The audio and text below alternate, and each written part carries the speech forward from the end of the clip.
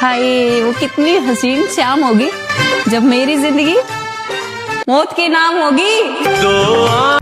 आजकल के मर्दों को शादी के लिए वर्जिन लड़कियां चाहिए होती हैं। वर्जिन का मतलब पता है? अब मैं यहाँ पर इतना ओपनली बता नहीं सकता क्योंकि अब मेरी वीडियोस बच्चे भी देखते हैं। वर्जिन लड़की का मतलब होता है एक ऐसी लड़की जिसे आज तक किसी ने इस्तेमाल न किया हो, एक ऐसी लड़की जिसे आज तक किसी ने देखा ना हो, एक ऐसी लड़की जिसको आज तक किसी ने उसके साथ फिजिकल रिलेशन न बनाया हो। लेकिन अफसोस कि वो ये भूल जाते हैं कि जिसको वो इस्तेमाल कर रहे होते हैं शादी के नाम पे, वो उनके साथ कोई निकाहनामे पे लिख के नहीं आई होती, या अल्लाह ने उसको भेजा नहीं होता कि तुमने ऐसे शादी करनी तो ये करना था, वो करना था। मतलब खुद 10 जगह मुंह मारो, खुद 10 जगह इस्तेमाल हो, खुद आप बेशक यूजलेस हो, लेकिन लड़की आपको वर्जिन चाहिए। क्यों भाई? ऐसे तुम्हारे में क्या कि तुम्हें वर्जिन लड़की चाहिए? पहले खुद को बनाओ ना, पहले खुद को पाक साफ रखो ना। तुम खुद पाक साफ हो? बताओ जरा, कितनी लड़कियों की जिंदगी बर्बाद की है आज तक? अपने ईमान से बताना, बेशक कमेंट मुझे ना करना, अपने दिल से पूछना, इस दिल से पूछना कि आज तक कितनी लड़कियों की जिंदगी बर्बाद की है, कितनी लड़कियों को धोखे दिए हैं, कितनी लड़कियों के साथ वादे किए थे कि तुम्हारे साथ शादी करूंगा, लेकिन शादी नहीं की, 2-3 साल अपने साथ रखा, इस्तेमाल किया, किक आउट कर दिया। बताना जरा, ये सब कुछ करने के बाद तुम्हें लगता है कि तुम्हें वर्जिन लड़की मिलेगी, तो तुम्हारी सोच है, ठीक है? वो जो ऊपर बैठा है ना, उसे अल्लाह कहते हैं, वो किसी के साथ भी गलत नहीं करते। इस्तेमाल करोगे तो खुदा की कसम उठा कहता हूँ कि इस्तेमाल शुदा पाओगे। अगर नहीं यकीन आता तो ट्राई करके देख लो, तुम्हें पता चल जाएगा। अगर ना मिला तो तुम्हारी बेटी से पूरा हो जाएगा। अल्लाह ताला हर किसी की बेटी को अपने हिफ्ज़ो अमान में रखे। और मैं अपनी वीडियो के लास्ट में कहता हूँ कि मैं ये बात हर मर्द के लिए नहीं करता, इसलिए सबको मिर्चें लगती हैं, सबकी बात नहीं करता, बहुत गिने चुने मर्दों की बात करता हूँ। अगर आपको फिर भी बुरा लगे तो I don't care, because Ali Jain says every time truth. मैं हमेशा सच बोलता हूँ। अगर आपको बुरा लगता है, आई डोंट केयर।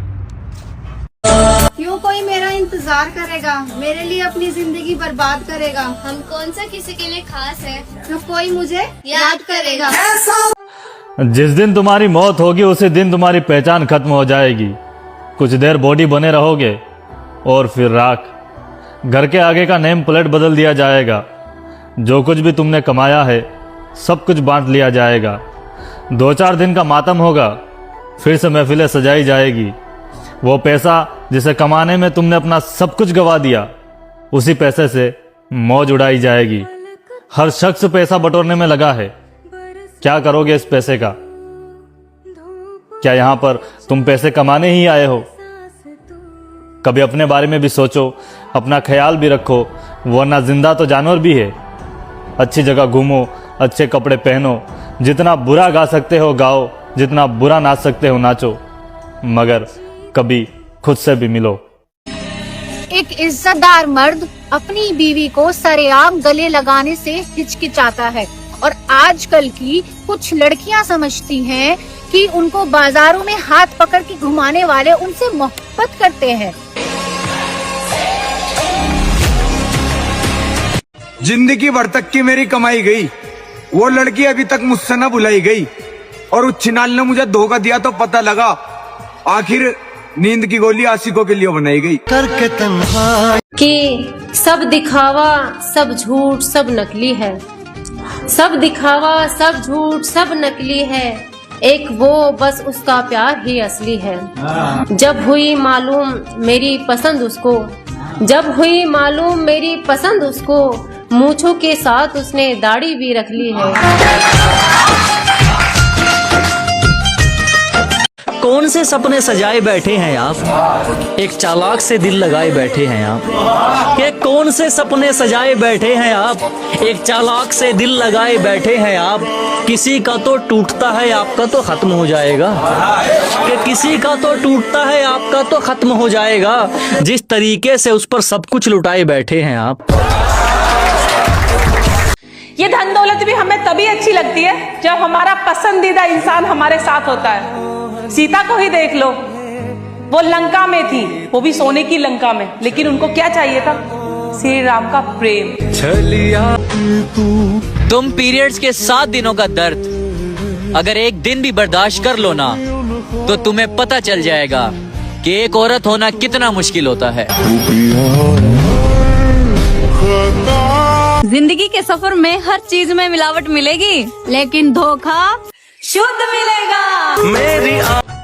तेरे बाद जिसे देख के दिल खुश होवे, दुनिया में ऐसा कोई मुंह नहीं है और हर बार की तरह फिर से आ रही है हैप्पी न्यू ईयर। पर अफसोस साथ तू नहीं है। कि अब हमें कोई और पसंद आ जा। ना ना, तेरे जैसी किसी में बात नहीं। और कभी जरूरत हो तो याद कर ले मेरी जान, तेरे तो बात करनी छोड़ दी, तेरा साथ नहीं। जो दिल मिलता नहीं है कोई सहारा यजीद को, इस तरह से जैनब ने उजाड़ा यजीद को। खातून जंग कर नहीं सकती थी इसलिए खुतबों के जुल्फिकार से मारा यजीद को।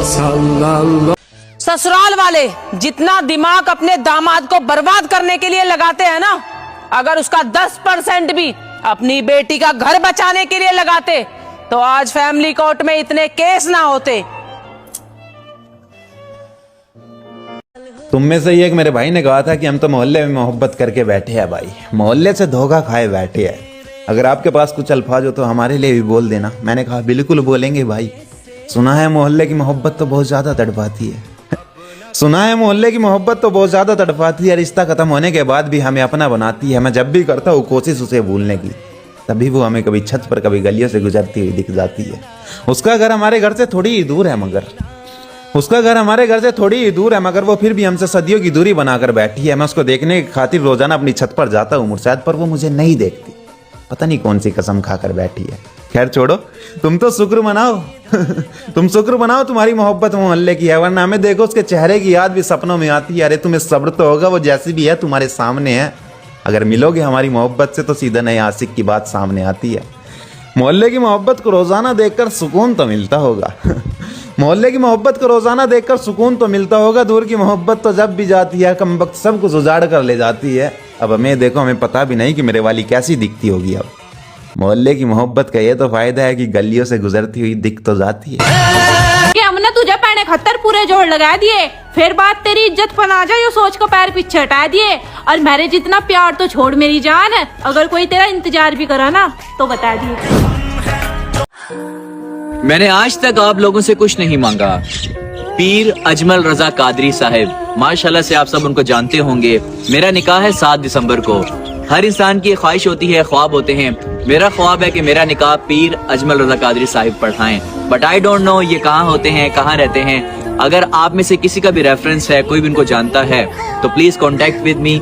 मैं इनको अपने निकाह पे बुलाना चाहता हूँ और इन्हीं के हाथों अपना निकाह पढ़वाना चाहता हूँ। So please it's a request, अगर आप इनको जानते हैं, अगर आप क्या रेफरेंस है, इनके साथ कॉन्टेक्ट है, तो प्लीज मुझसे जरूर कॉन्टेक्ट करिएगा।